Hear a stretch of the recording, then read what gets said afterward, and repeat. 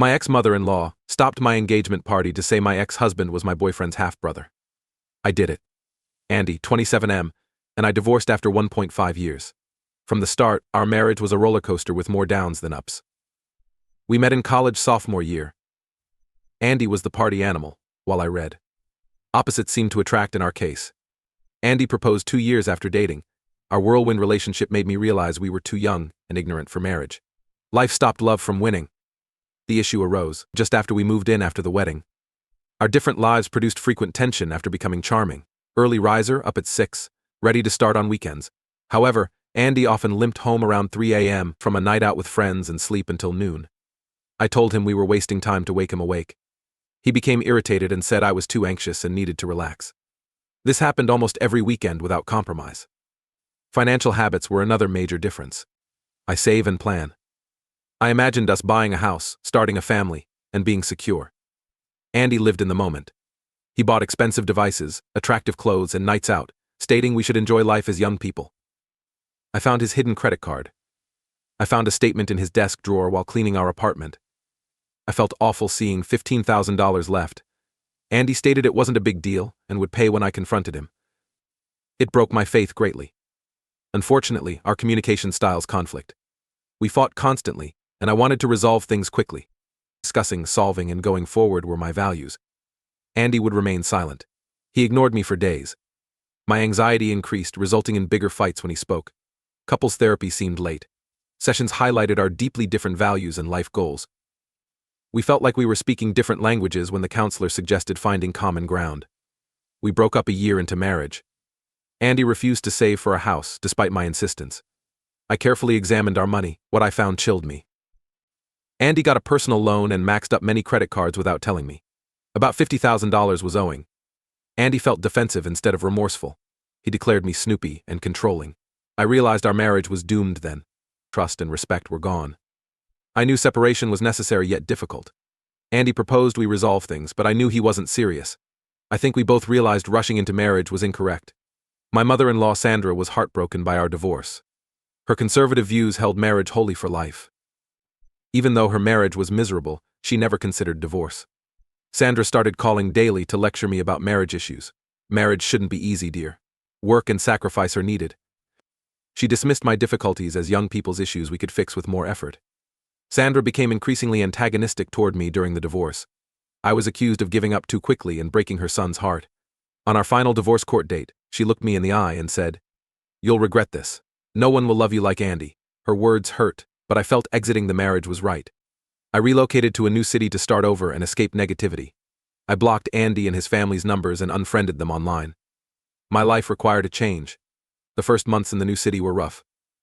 I worked hard and took on extra assignments to forget my failing marriage. Rebuilding my life gradually, I met new people, tried new things, and rediscovered myself as a person, not a wife. A year after moving, my coworker asked me to a house party. There, I met charming, smart, and witty 27M Gerard. For the first time, I was excited after talking all night. After my stressful marriage, dating Gerard was relaxing. We shared life goals and values, communicated properly, was fiscally responsible, and valued my freedom. Mostly we improve each other. After 1 year, Gerard proposed. It wasn't as grand as Andy's proposal. Private and important. In the park where we had our first date, he organized a picnic and proposed on one knee as the sun set. Yes, without hesitation. We celebrated with relatives and friends with an engagement celebration. I was excited and nervous for our first family meeting. My parents drove up and Gerard's parents came from out of town for the weekend. The party was great. We had good family relations. I eventually relaxed and enjoyed myself. Then everything went wrong. I heard a disturbance at the entryway while talking to friends. The sight chilled me. The confused guests were pushed away by my ex-mother-in-law Sandra. Her red face and burning eyes conveyed her rage. She marched at Gerard and me before I could answer. Pointing at Gerard, she shouted, "Don't marry her. Your half-brother Andy. Your father and I had an affair 27 years ago." Room fell silent, like a dreadful dream. Looked at Gerard for disbelief or confusion. I saw surprise and recognition. His neighboring parents turned pale. Gerard's father Tom broke the silence first. "Sandra," he shakily said, "why are you here? How did you find this party?" Bitter Sandra laughed. "Does it matter?" Years of lying mattered. Worried I wouldn't understand? That I didn't recognize your son's name when I heard about the engagement? As I froze, chaos ensued. Gerard's mother yelled at Tom to affirm. Sandra cried, accusing Tom and pleading with Gerard to notice her. Some guests muttered and left quietly. Gerard remained mute, staring at the ground. I intended to reach him, bring some consolation, but shock and confusion paralyzed me. We stood there until my parents evacuated everyone, leaving me, Gerard, his parents, and Sandra. Tom ultimately admitted to an affair with Sandra years before, but he had no idea it had produced a child. He looked distraught as he apologized to his wife and Gerard. My patience wore gone, mumbled about wanting air and left. I walked for hours to process. Gerard was on our doorstep when I arrived. He murmured, "We must discuss," staring at me with red-rimmed eyes. No idea what's next. Messy everywhere. If I can think, I'll update. Update 1. 2 weeks later, I'm still suffering from the engagement party disaster. I stepped away from Gerard to understand. I've been shivering in our now too large apartment, trying to make sense of this strange turn of events while he's been staying with a friend. Information about the issue hurts more. Sandra must have obsessed over my life following the divorce. She dug in after hearing from mutual acquaintances I was engaged again. Gerard's full name and odd surname were revealed. Sandra spent weeks gathering old love letters and photos to establish her affair with Tom. She hired a private eye to investigate Tom. With this knowledge, she confronted Tom before our engagement party. He initially denied everything but confessed when Sandra threatened to expose him and demand a DNA test. This discovery is hard for Gerard. He hates his father for hiding the affair for years. Andy, his unknown half-brother, is equally difficult for him to accept. I can't imagine his anguish. Emotions whirl around me. I love Gerard but wonder if we can last. Did I marry his half-brother? Complicates things. I'm sorry despite doing nothing wrong. I avoid relatives and friends' calls because I'm unprepared for their pity or questions. Mom texts me regularly asking if I'm okay and if she can stay. I appreciate her kindness, but I need time to think. Andy called me unexpectedly yesterday. Sandra allegedly told him everything. He sounded worried and confused like me. He apologized for his mother's behavior and denied knowing. Chatting, we awkwardly danced around the elephant in the room. My ex-husband and fiancé are half-brothers. Andy dropped another bombshell when I thought things couldn't get worse. I heard he and his girlfriend are pregnant. The news hit me. Not because I like Andy. Because it exacerbated a problem. If Gerard and I stay together, my ex-husband's child would be my fiancé's niece or nephew. My head spins from thinking. I didn't tell Gerard Andy's news, wondering when or how to mention it. Everything feels fragile, and this could be the last straw. Tomorrow, Gerard and I will talk. Uncertainty. Some part of me hopes we can go forward. Another part wonders if leaving now might be easier before things become worse. Sitting here with my engagement ring, I laugh at the foolishness. A month ago, I would have thought someone was pitching. If this were my life, it would be a soap opera. I'll update after talking to Gerard. My goal is to be ready for everything. Whatever happens, my life will change. Update 2. In the month since my last update, much has happened. I met Gerard as planned and had an intense, emotional, and surprising conversation. Andy and I discussed his half-brotherhood. Gerard had always felt incomplete, but having a half-brother filled that gap. His want to know Andy was commendable and awful. It was time to tell Andy about the baby. Quiet Gerard. After telling him. Finally speaking, he mentioned something surprising.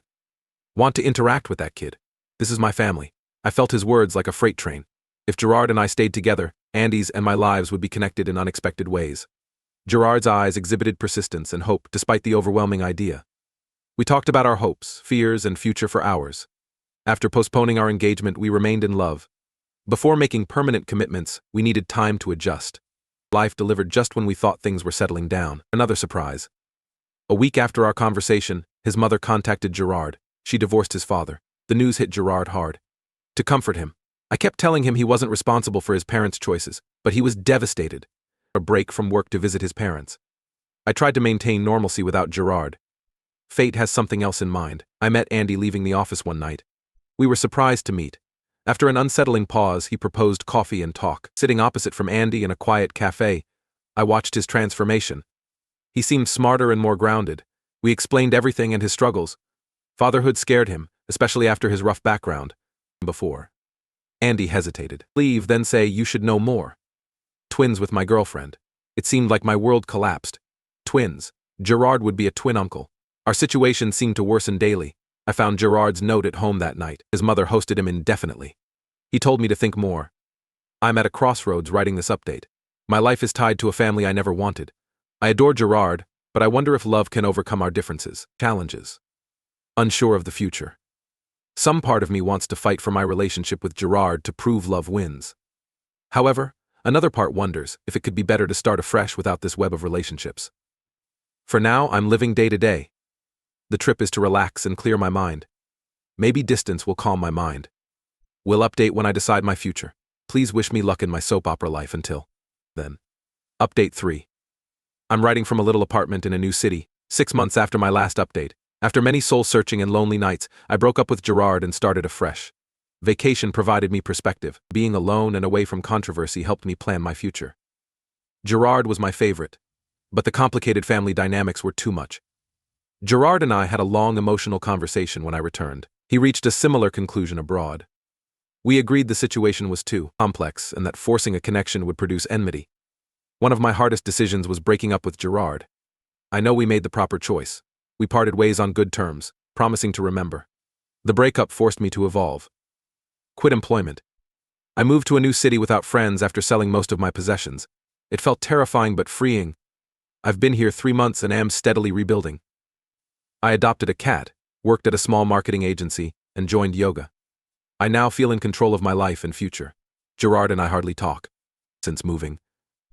We occasionally send polite texts but keep our distance. He occasionally updates me on family. He's getting to know Andy and wants to be an uncle to the 2-month-old twins. I'm happy for him and glad to leave. My life is without Andy and his new family. This benefits everyone. Sandra, my ex-mother-in-law, called multiple times, but I blocked her. I won't interact with her or her drama. Remembering everything is a rush. Sometimes I can't believe how quickly and complicated my life changed. This taught me a lot. Now I value getting to know someone before committing to a protracted commitment. I've learned that leaving might be bravest and kindest for you and others. My biggest realization is that I'm stronger than thought. Survived divorce, a failed engagement and life change. Still standing and moving forward. My future is unknown. I prioritize myself, my career and happiness. I'm not rushing into love and marriage. I love my new life's serenity and simplicity. No more updates on this story. Thank you for following my story and supporting me. Beginnings and experiences await.